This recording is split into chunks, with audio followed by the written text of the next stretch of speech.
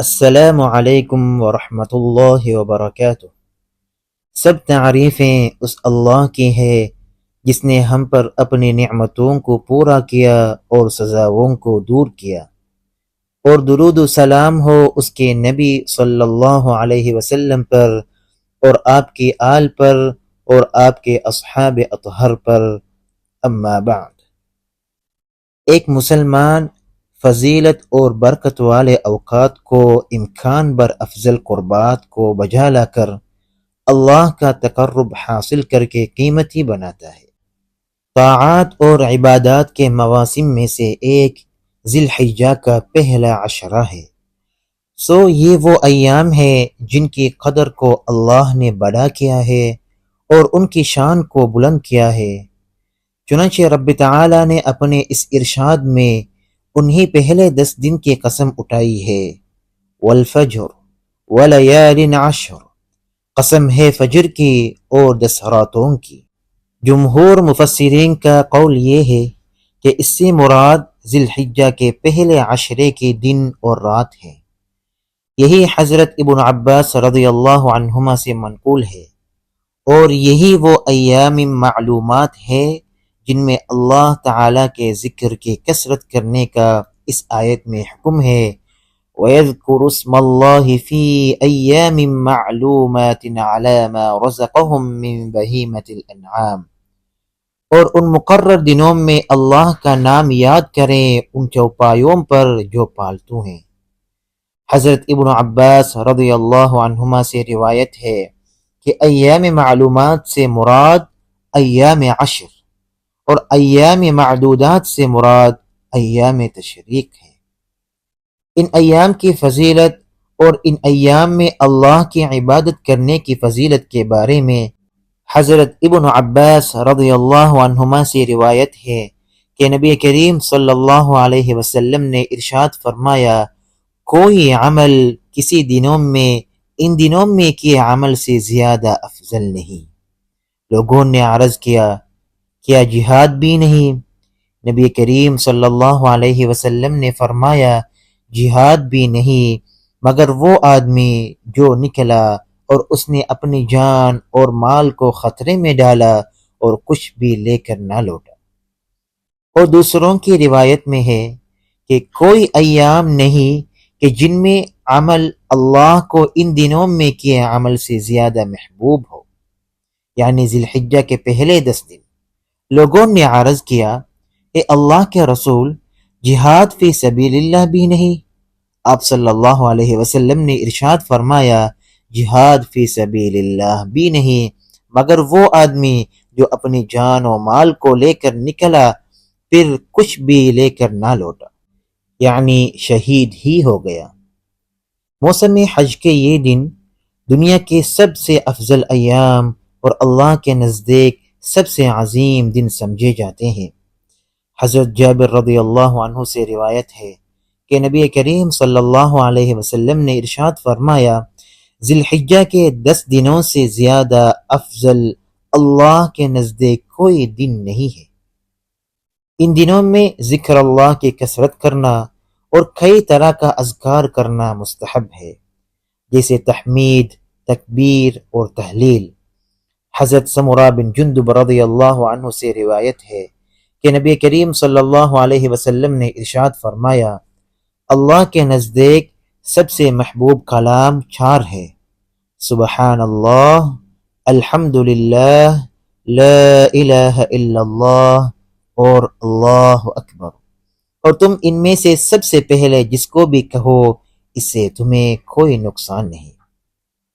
حضرت ابو سعید الخدری رضی اللہ عنہ سے روایت ہے کہ نبی کریم صلی اللہ علیہ وسلم نے حجۃ الوداع کے موقع پر ارشاد فرمایا، خبردار، تمہارا سب سے زیادہ حرمت والا دن تمہارا یہ دن ہے، اور سب سے زیادہ حرمت والا مہینہ تمہارا یہ مہینہ ہے، اور سب سے زیادہ حرمت والا شہر تمہارا یہ شہر ہے۔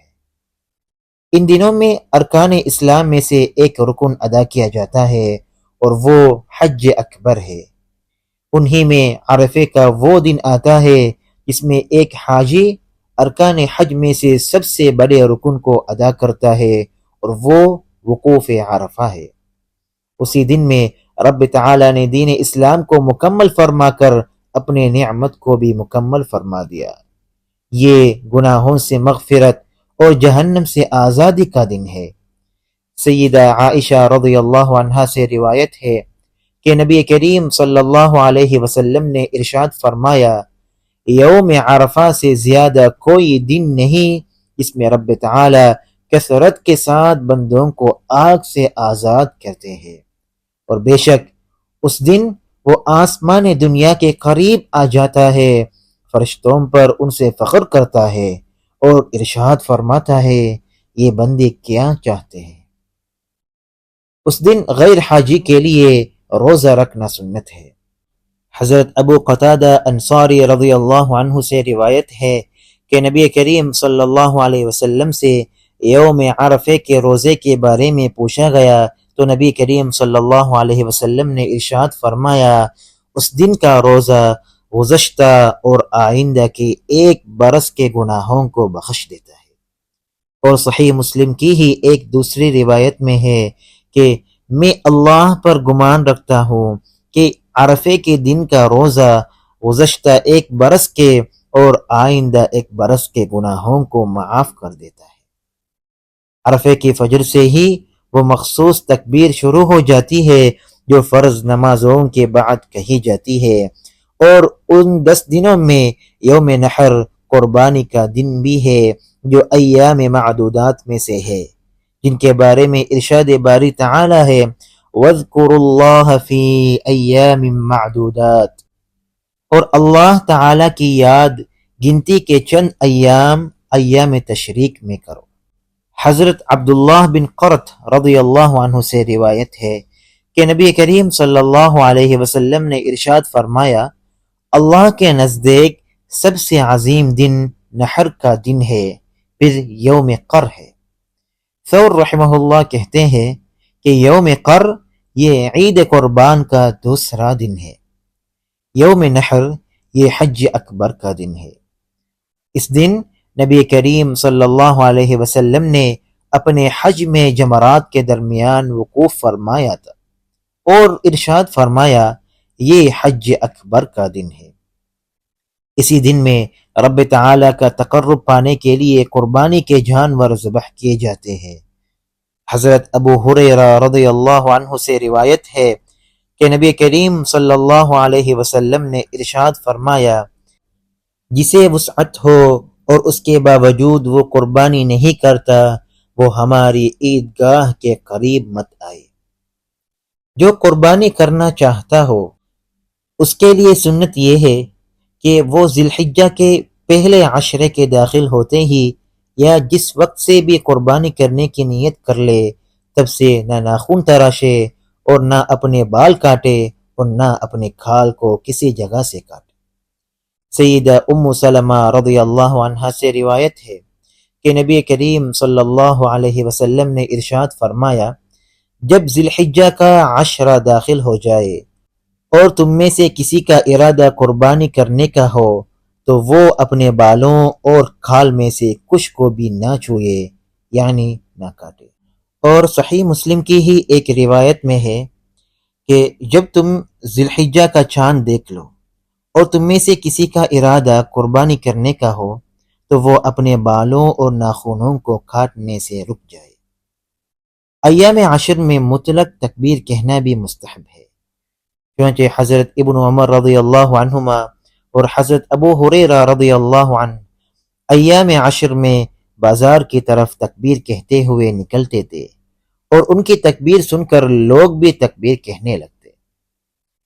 ایک مسلمان کو چاہیے کہ وہ خیرات و طاعات کے مواسم میں اور رحمتوں کے اترنے کے ایام میں تکبیر، تحمید، تسبیح، تحلیل اور دیگر اذکار و عبادات کے ذریعے رب تعالی کا تقرب حاصل کرے۔ اللہ تعالی ہمیں اپنی طاعت کی اور اس عمل کی توفیق عطا فرمائے جس سے وہ راضی ہوتا ہے۔ وآخر دعوانا ان الحمد للہ رب العالمین۔